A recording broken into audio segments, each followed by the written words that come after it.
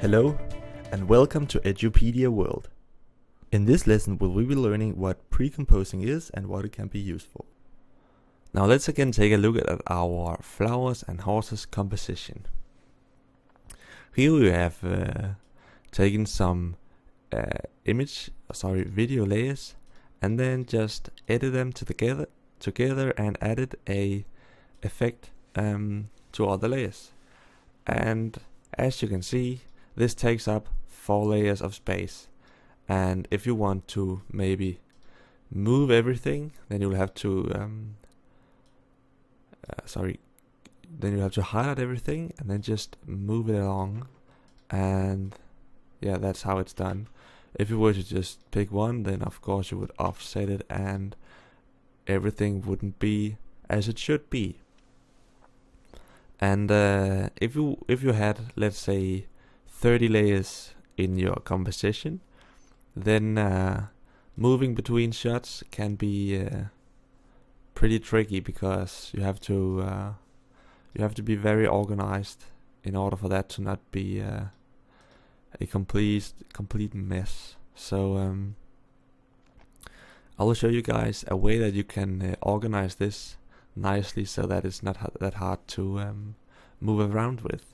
So let's say that these 4 layers, you want those to be one shot, and then you can just move those around, and then you have maybe got some other shots that you want to make into another shot that you can just, so you can move around with larger segments.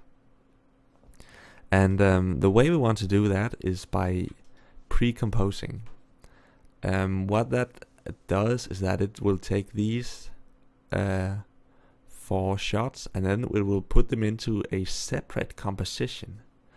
It's done by first selecting the layers and then right clicking and choosing precompose, and then we can call this flowers with grade. And then this other option is grayed out, so we can only choose move all attributes, and that's the only option you have. So just hit OK, and then you'll see all these 4 layers have been put together, and they are now in this composition right here. So right now we are in flowers and horses, the composition called flowers and horses. If we were to double click on this one, then it would open this composition. So double click, and now you can see we are in this composition, flowers with grade. It has been opened up right here, flowers with grade, and here is our 4 layers.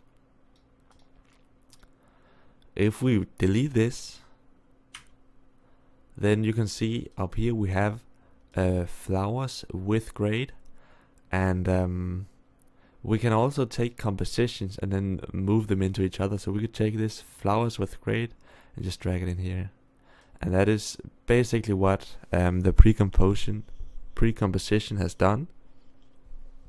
It has, if we were to close this, so we wanted to get these 3 put together.